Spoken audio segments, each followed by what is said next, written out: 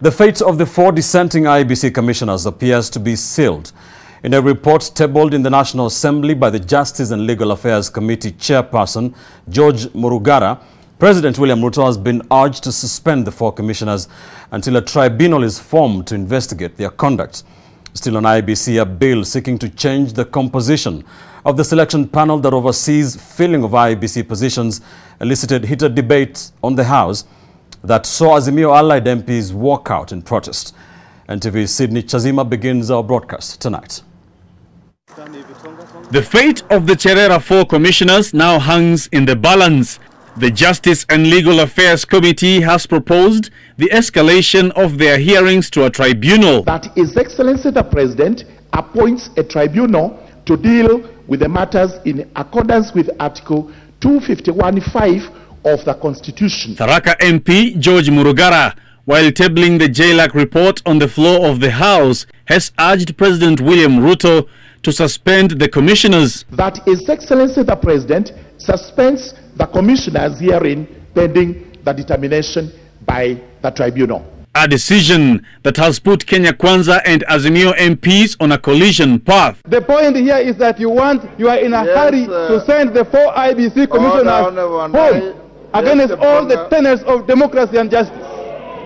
This House cannot be a party to draconian tendencies. The latter, through their leader Raila Odinga, are planning public rallies on the 7th of December to protest the ouster of the 4 commissioners. Azimio's leadership in Parliament now says mass action is the route. This matter is not going to end here in Parliament. This matter is not going to end here. Us, when we are speaking in Parliament, we are speaking on behalf of the Kenyan people. The sovereign power of the people was donated to Parliament. But when the sovereign power is misused and misapplied, then the Kenyan people under Article 1 have the right to recall their sovereignty. Part of the order of business on Thursday was the debate on a bill seeking to change the composition of the selection panel that oversees the filling of IEBC positions.